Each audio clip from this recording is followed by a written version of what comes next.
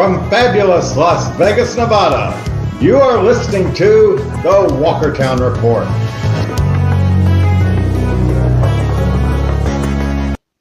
I'm going back into my past and I'm digging out an interview that I did back in the mid to late 90s with David Alexander, the author of this book, Star Trek Creator. And I have both a hard copy of this as well as a paperback edition, although you might notice that part of the cover, unfortunately, the paperback edition was gnawed on by a pet rabbit that I had. But both copies of it have been autographed. And here's an autograph from the paperback edition, as well as an autograph over here in the hardback. And the reason I got to know David Alexander was because at the time I had been involved in certain free thought groups like the Humanist Association of Los Angeles, Atheists United, Americans United for Separation of Church and State, and on and on. And I met David Alexander, and at the time he was actually working on Star Trek Creator. And we would get together a few times and he would talk about Gene Roddenberry. That was all he talked about. And he would talk about riding around with Gene Roddenberry in his car. And the way he described it, it was, oh, and what a bitchin' car it was. And he was on the Rolls Royce with Gene. And there was a big shindig over at Paramount Studios. And he went to that place with Gene and interviewed some of the actors who are in the next generation. And I do recommend that you go pick up this copy of Star Trek Creator by David Alexander. But before we get to the interview, if you haven't already, please subscribe to this channel or like this video, or better yet, do both. And if you want to support the show, we have many interesting offerings in the description of this video.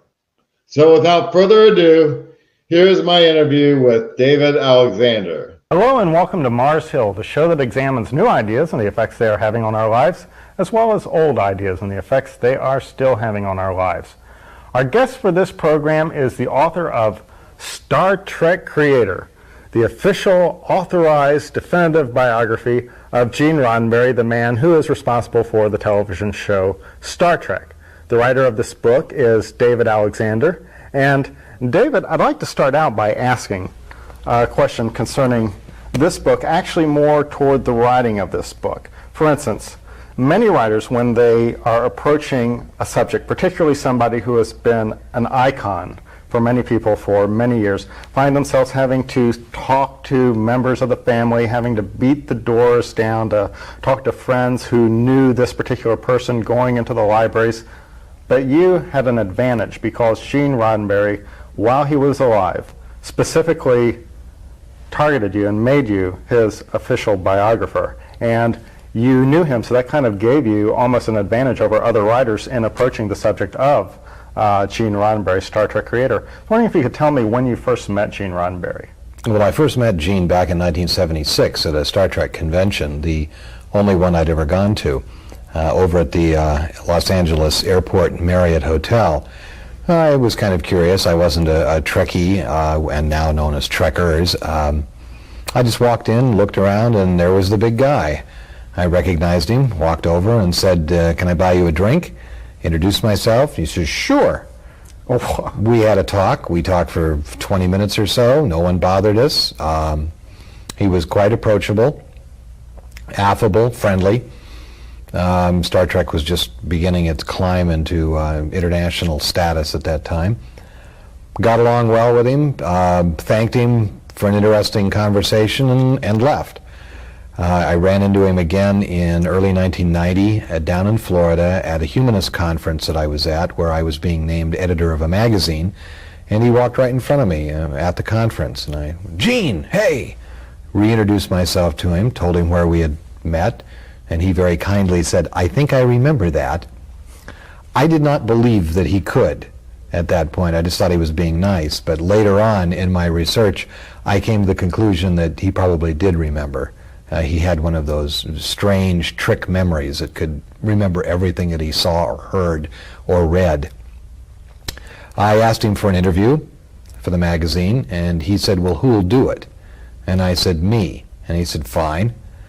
And we just went forward from there. We became friends over the course of the 6 months that I took to do the interview. We have similar philosophical backgrounds. He trusted me and trusted me to tell his story accurately and without sensation, and I believe I have. Yes. Like I said, this is the kind of book that if a college student were going to do a report about Gene Roddenberry or the Star Trek phenomena, this is the book that they would want to read. Thank you.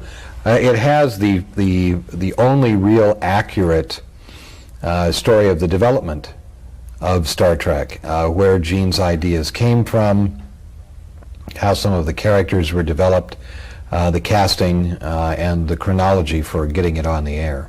One of the things that you mentioned that I found to be quite interesting, and I later learned about this in reading an interview that you did with Gene Roddenberry, is you mentioned that you saw him at a humanist convention, and Gene Roddenberry was pretty much a Democrat most of his life, correct? Yes, both Big D and Little D. His father was born about 30 years after the end of the Civil War down in Folkestone, Georgia, and had a lifelong detestation of Republicans. It was a vile epithet never to be used in his home. He had just an absolute hatred of those people, and while Gene didn't carry over the hatred, he carried over the kind of general distrust of Republicans and big business. And much of Gene's life was an artistic expression against overt authority and big business. Well, now that's interesting. In looking at the stories of Gene's father back in the days of the Depression, I'm getting the feeling of a man who, I don't know if lifting himself up by his own bootstraps would necessarily be a good word for it, but we're talking about a man who was on the police force, the LAPD, correct? Yes, that's correct. His father was a Los Angeles policeman. And he did. And a rare thing in those days because he was an honest cop. This was in the days when the LA Police Department, well, you could buy the civil service exam answers for $50, and you could buy a captaincy for $250. And if you were on the intelligence squads or the vice squads, it was a license to steal. And virtually everyone who was on those squads did. Gene's dad was a straightforward patrolman, was a patrolman for 20 years, did various things during his time on the LAPD, but pretty much kept his nose clean. That's a lot of people probably maybe gave kind of a mild chuckle there when you said that was back during the days when there was corruption going on in the LAPD. Well, you cannot have a police force made up of human beings without having some corruption, and the odd cop that does the wrong thing. But for the most part today, the police forces that we have today are choir boys in comparison to the cops that they used to have. Policemen who were literally in the pay of the bad guys. You don't see that so much today. Gene's father, though, did manage to keep his family above water during the Depression when his neighbors were not doing too hot financially, and they would come over to the Roddenberry's house to have dinner or whatever, and he would try to help out his neighbors as much as possible. Yes, Gene's dad, Eugene Edward Roddenberry, was the archetypal strong man in Gene's life, and it was from him that he learned strength of character, I think, and his father's better qualities. Now, you understand, coming from the South and the period of time that his father was raised, his dad was a raving bigot. African Americans were niggers and Jews were and were regularly referenced as such in the Roddenberry home. Interestingly, Gene did not pick up on any of that, didn't adopt any of that attitude, and I think that much of the Star Trek philosophy that he developed later in life was in reaction to his father's prejudices. I'm wondering, when did he start having any questioning toward his father's prejudices? Most people who grow up in that kind of an environment just subconsciously adopt the prejudices. They don't even think about it. Not Gene. Gene was always a very self-assured little boy. He was his own person even very early on. His classmates in junior and senior high school would describe him to me as kind of separate and apart and always observing what was going on. Gene would would always question authority and would run whatever was told to him by an authority figure through either his own intelligence filter or through his own web of experience. And if it didn't jibe with what he had been told or what he knew by his own intelligence or his own series of experiences, he basically would either put it aside and reconsider it later or would ignore it. Well, tell me about when Gene became, and I'm going to say this even though it kind of contradicts what you said here, but when did Gene start to become his own person? Obviously, he was his own person while he was still living under his father's house, but I'm wondering if you could probably tell us about when Gene left home to basically establish his own identity. What was that like? What kind of circumstances did he find himself in? Well, he essentially marked that at about 16 or so, when he was coming into his own as a personality, and when he essentially rejected his mother's religion. His mother was a good Baptist right out of the South from El Paso, and it was about 16 or so when, as he told me, he actually started listening to the sermons that were being preached and thought that it was crazy, magical superstition and nonsense. And that was at about the time he stopped going to church. He left home at about the age of 19 or 20 to go off to the war.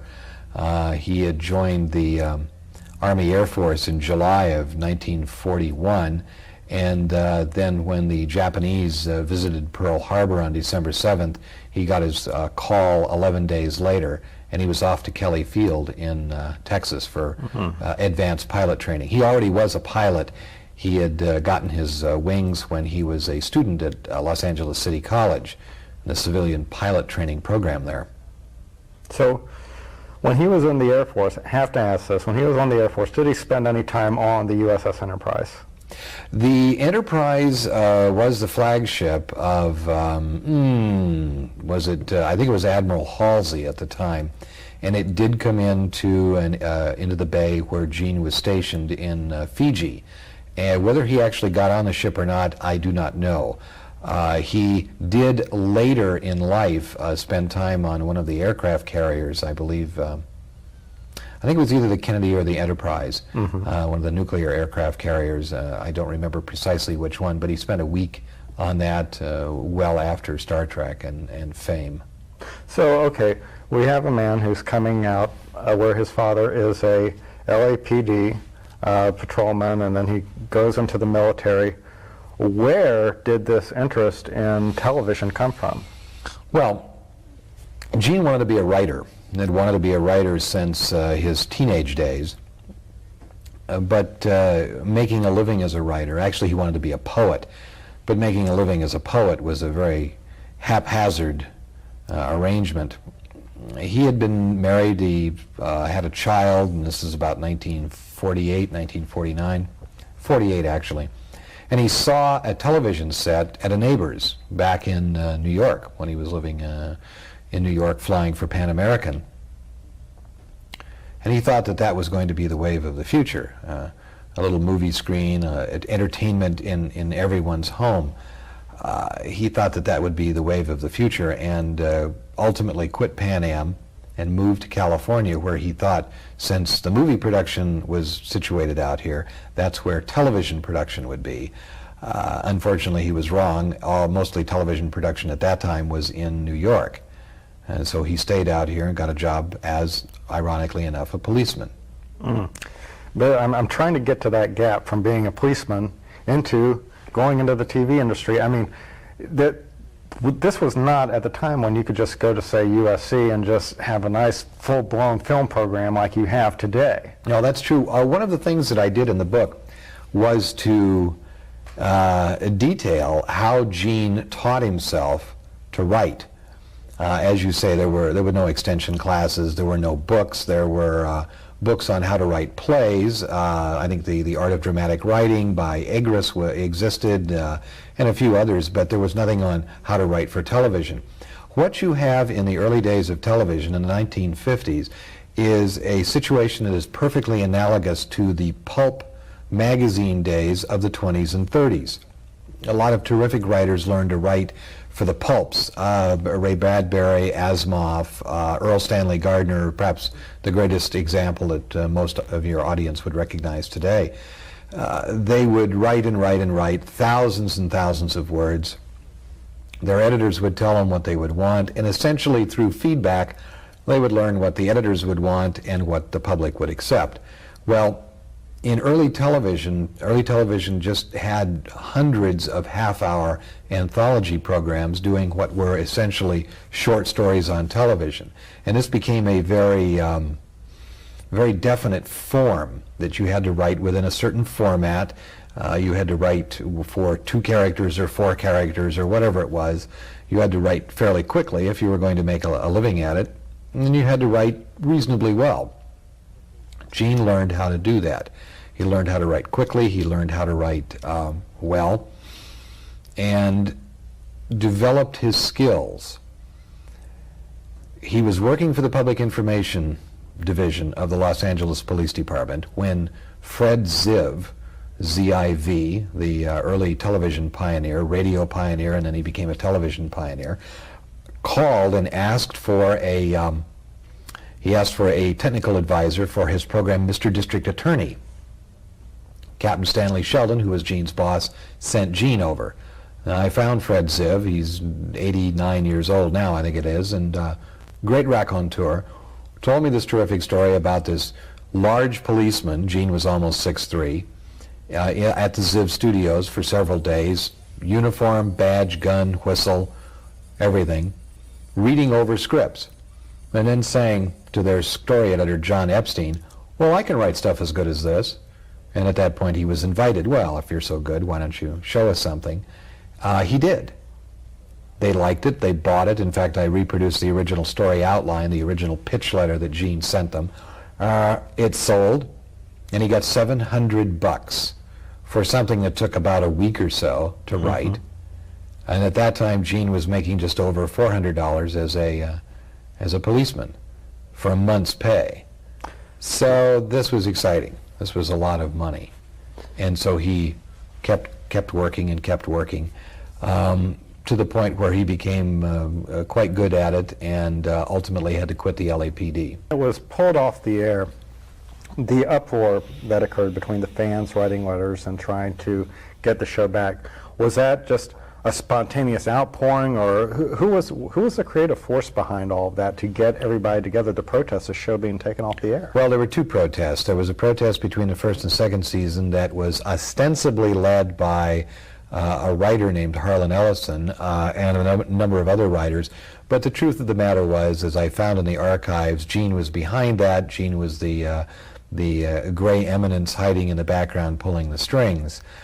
Between the second and third season, there was a fairly good chance that the program would be canceled, and at that point there was a protest by students from Caltech that essentially Gene orchestrated behind the scenes. There was a young woman named Wanda Kendall who was secretly flown to New York by Gene, and she snuck into the executive parking lot and stuck Mr. Spock for President bumper stickers on all of the executives' vehicles. And then there was a fan-based movement that Gene helped out a little bit financially and organizationally a little bit, but it was principally done by B. Joe and John Trimble, who were very large fans of the program. And they, as best we've been able to determine, because NBC has never admitted how many letters have come in, but as best we can determine, it was around a little over 1 million letters were received to save Star Trek between the second and third seasons. And while it wasn't successful in getting Star Trek back, well, no, it was. Wait a minute. It was. This was between the second and third season. There was another letter writing campaign, but it lacked the vigor of the second campaign, and it didn't come back. When NBC canceled it, it was gone. So, okay, again, and it stayed gone. How many seasons did Star Trek run collectively? 3. Three seasons, and it sounds now like at the end of each season there was always a danger of imminent cancellation here. Oh yes, well, the sad thing was that Star Trek was never terribly successful in the general ratings. I think it never got any higher than 52. It was certainly never in the top 25 for the 3 years that it was on the air. But unfortunately, in those days, they were counting everyone that watched the program, retired firemen's widows, as Gene used to like to characterize them, and everyone else. About a year or so after it had been canceled, and there was no hope of bringing the show back at that point, Gene was told by one of the vice presidents that they had learned through refined demographic studies that they had kicked off the air their most successful program, that for the males 18 to 49, who were the principal people who bought things, they were the biggest watchers of Star Trek. And it hit a very strong target market, and NBC, not knowing any better, helped kill it and get it off the air. But between that time and the time that the first Star Trek movie came out, we have this image of Gene Roddenberry trying, and I don't know if fail would be the right word, but trying a variety of different television productions until he eventually starts to make a tour of college circuits. Well, what had happened there was the show went into a kind of a ratings, or not ratings, but a syndication heaven. It was this giant money-making machine for Paramount, which owned Desilu at that point. And anything that would be done to produce more shows always was looked upon with great suspicion by Paramount, because they called the series their 79 crown jewels. As I said, it was this giant money-making machine that they didn't have to pay production costs. They didn't have to pay those pesky actors and writers. The program just went out and it made money and made money and made money. And they didn't have ongoing costs. So Paramount was very reluctant to do anything new. NBC started talking about bringing the show back in the early 70s. Mm-hmm. And Paramount said, fine, you'll have to order 4 episodes, and they're $750,000, et cetera, et cetera. It was a huge capital risk that NBC wasn't willing to take. So it languished. So it languished. And I'm wondering, you mentioned how it was a money-making machine because they didn't have to pay the actors or the production costs because that had already been taken care of. I'm wondering what the financial ramifications of this were for the actors as well as for the producer of Star Trek. Did they get any residuals from these? Well, they got the residuals depending upon their contract. Mm-hmm. Most of them were contracted for a union scale, mm-hmm. which gave them union scale up to 5 runs. And thank you very much. I remember Nichols casually mentioning to me that everyone was paid off within 2 years. Gene received his residuals for 2 years. Now, he was a participant in the net profit distributions of Star Trek, as was NBC, interestingly enough, and Paramount. And so was Bill Shatner, surprisingly enough. Bill Shatner was to receive, by contract, 20% of the net. That got cut in half when he got divorced in 1968 or 1969. That was a community property that was divided in half. But the show didn't go into profit, or did not go where few shows have gone before, until 1984. Mm-hmm. Gene used to say that the best science fiction in television was always written by the accountants at Paramount. And 1984, that was when Star Trek The Next Generation premiered? No, that was 1987. 1984, there had been 3 films, and Gene got together with Shatner, mm-hmm. and gave Paramount 4 magic words that caused them to cough up some money, and those were Burt Fields, who was a very, very powerful show business attorney in Los Angeles, and independent audit. And whoa, my goodness, Mr. Roddenberry, we're so glad you called because we've just gone into net. And Gene got a check for $851,000. My understanding that without the success of Star Wars, there wouldn't have been a Star Trek the Motion Picture. Yes, it was Star Trek, and Star Wars, and Close Encounters of the Third Kind. At that time, 1977, 78, they were going to redo Star Trek as a series. By then they'd finally decided, and I detail all of this. It's very confusing. It was going to be a low-budget film, then it was going to be a TV series, and then it was going to be a series of made-for-television movies, and it was going to be a television series again, and who the hell knew what was going on? Every time the guys at the hierarchy at Paramount changed their underwear, they changed their minds about what to do with Star Trek. Finally, they were going to do a made-for-television movie. It was going to be a made-for-television movie.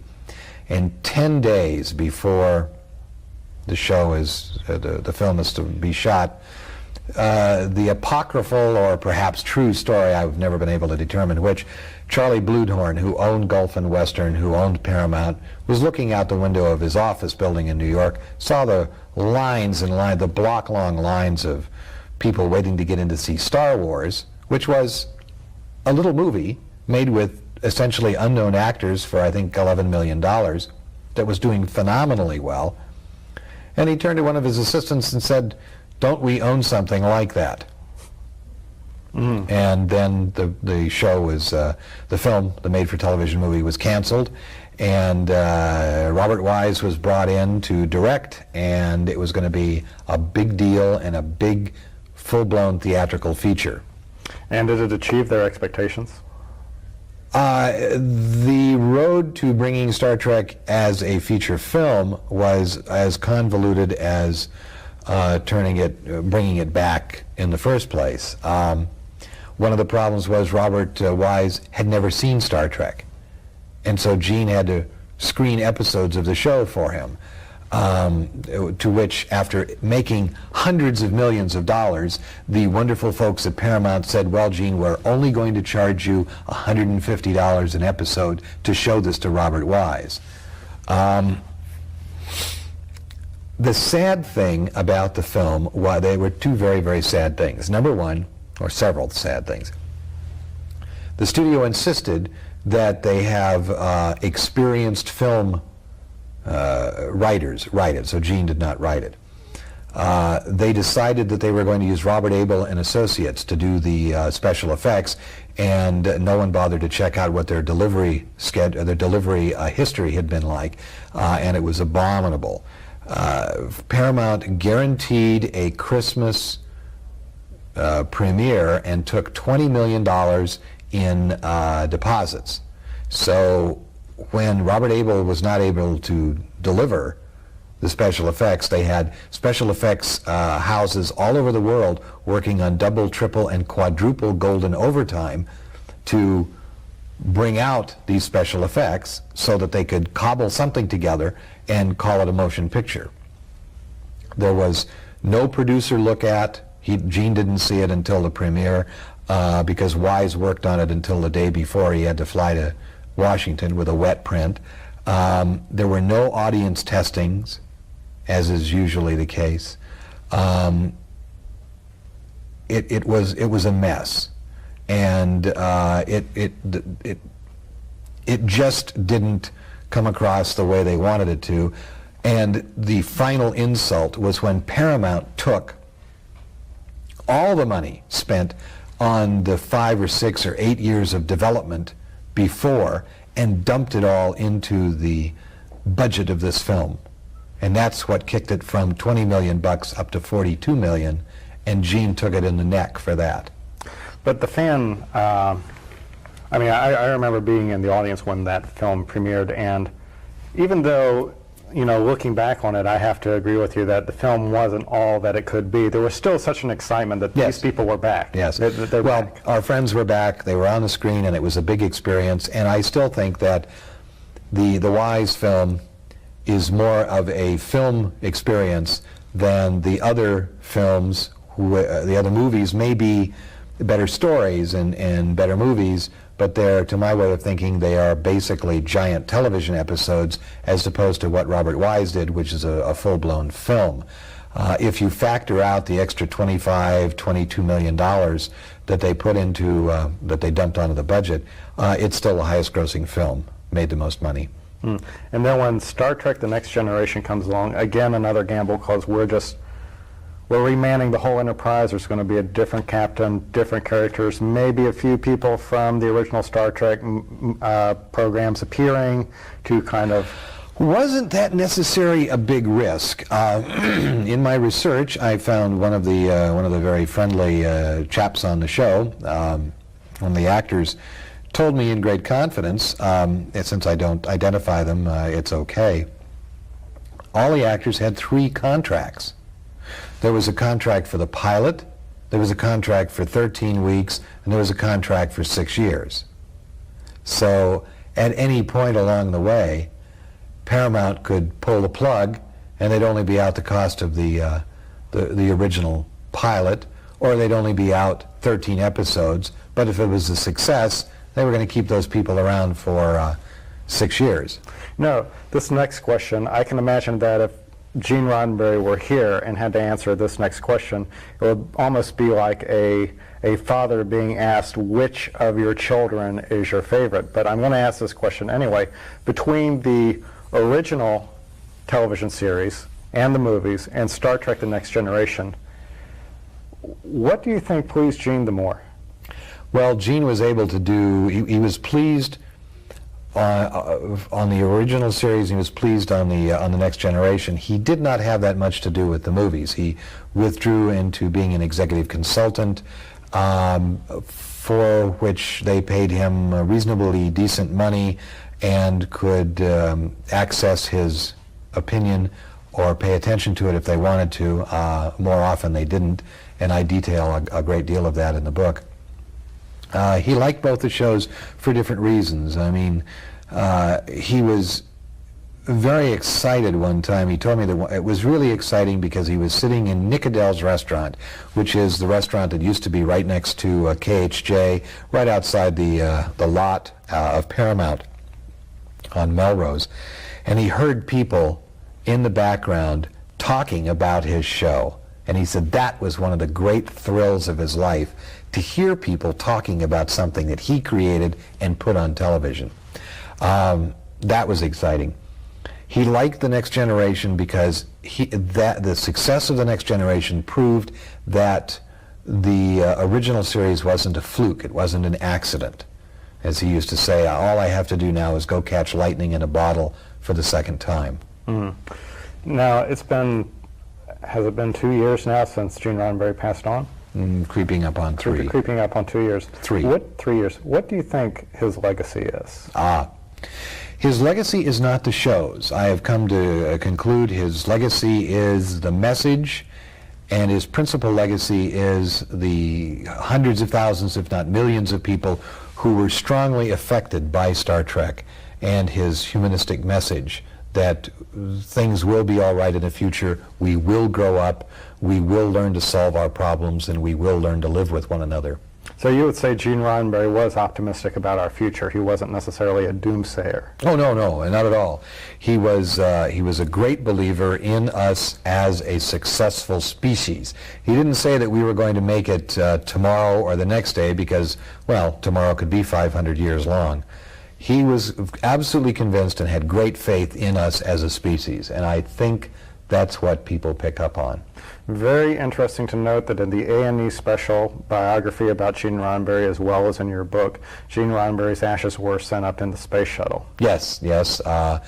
That started, our quest to have that done was started the next day after Gene passed away. I was with him when he died, and I was at the house the next day.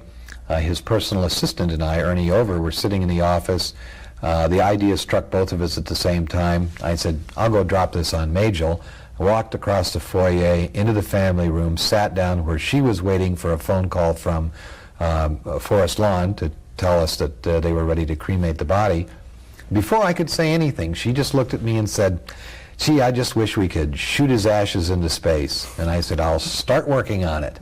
and got up and walked out of the room, and we made some phone calls, and about a year later, it happened. Thank you for listening to the Walkertown Report. Links to any product discussed on the Walkertown Report may be found in the description. If you do not have access to the description, please visit walkertown.com for more information. Thank you for listening to the Walkertown Report.